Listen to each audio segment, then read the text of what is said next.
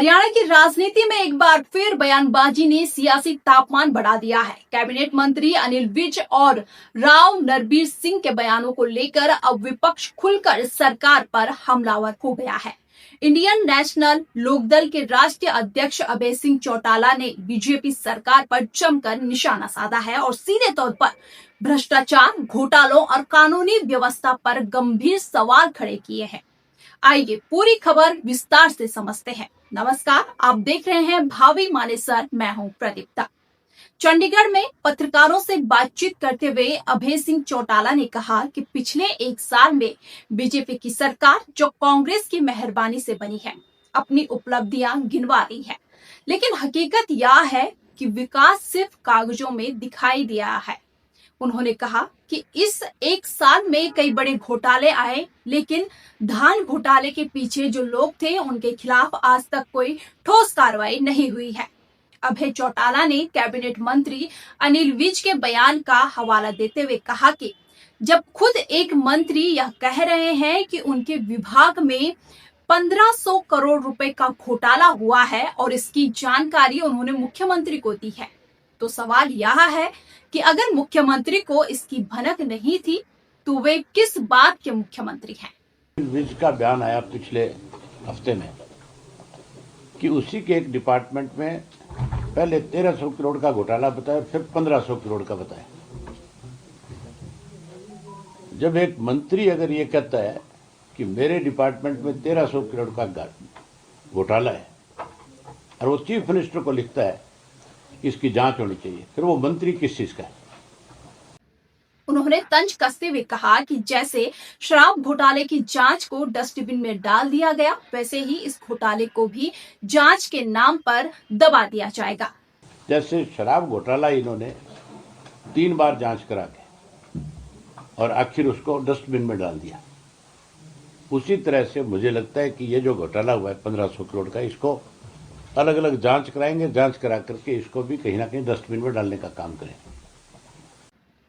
अभय चौटाला ने किसानों की समस्याओं को लेकर भी सरकार पर निशाना साधा। उन्होंने कहा कि बारिश से किसानों की फसल खराब हुई, लेकिन ना तो खेतों से पानी निकाला गया और ना ही किसानों को कोई मुआवजा दिया गया। बारिश की वजह से किसान की लाखों एकड़ जो फसल खराब होगी, जो पिछली फसल खराब हुई, नई बुआई नहीं कर सके, उन किसानों को और कैसे कमजोर किया जाए, सोची समझी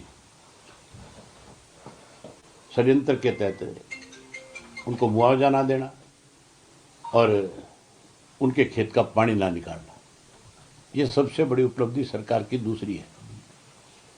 उन्होंने एसडीओ भर्ती का मुद्दा उठाते हुए कहा कि 90% भर्तियां बाहरी लोगों की गई।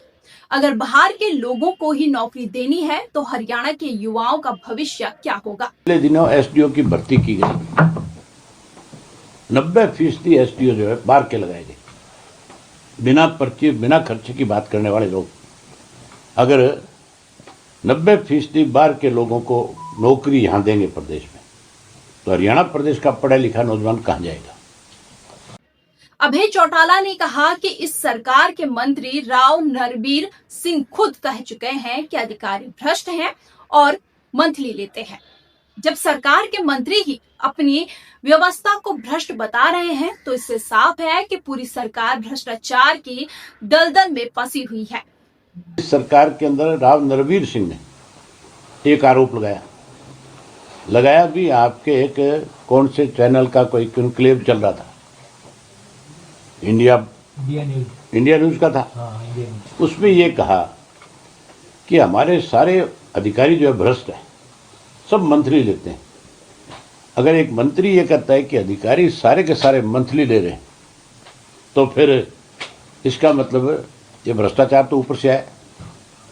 अधिकारियों की हिम्मत नहीं हो सकती कि वो अकेले अपने बलबूते पे, अपने दम पे किसी से पैसा मांगे।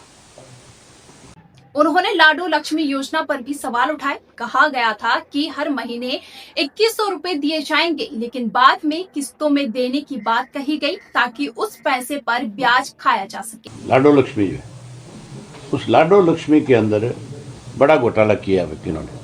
लाडो लक्ष्मी योजना के बारे में कहा तो ये गया था कि हर महीने 2100 रुपया देंगे, अब हर महीने देने की बजाय उसको कह रहे हैं क्वार्टरली देंगे। उसमें बहुत सारी शर्तें लगा दी और उसमें वो जो 2 महीने का बीच में गैप रखा, 3 महीने देने की बात करी है, उसका मकसद ये है कि उस पैसे का ब्याज खाया जाए। जो लाडो लक्ष्मी योजना के तहत जो एक अलग से पैसा रखा गया, उस पैसे का सिर्फ ब्याज खाना इनका मकसद है। पूर्व डीजीपी ओपी सिंह के बयान पर अभय चौटाला ने कहा कि पूर्व डीजीपी खुद मान चुके हैं कि इतने अपराधी पकड़े गए कि जेलों में जगह नहीं बची। इसका सीधा मतलब है कि कानून व्यवस्था पूरी तरह फेल रही। अभय चौटाला ने पंजाब से आ रहे केमिकल युक्त पानी पर भी चिंता जताई। उन्होंने कहा कि इस जहरीले पानी की वजह से हरियाणा का पानी पीने लायक नहीं रहा। कैंसर जैसी गंभीर बीमारियां फैल रही हैं और पूरे प्रदेश में यही हाल है। हरियाणा की राजनीति में आरोप प्रत्यारोप का यह दौर एक बार फिर सरकार की मुश्किलें बढ़ा रहा है। अब देखने वाली बात यह होगी कि बीजेपी सरकार इन गंभीर आरोपों पर क्या जवाब देती है और क्या वाकई घोटालों की निष्पक्ष जांच होगी या नहीं। आप इस पूरे मामले को कैसे देखते हैं? अपनी राय हमें कमेंट में जरूर बताएं। ऐसी ही सियासी से जुड़ी बड़ी और बेबाक खबरों के लिए चैनल को लाइक, शेयर और सब्सक्राइब करना ना भूलें। नमस्कार।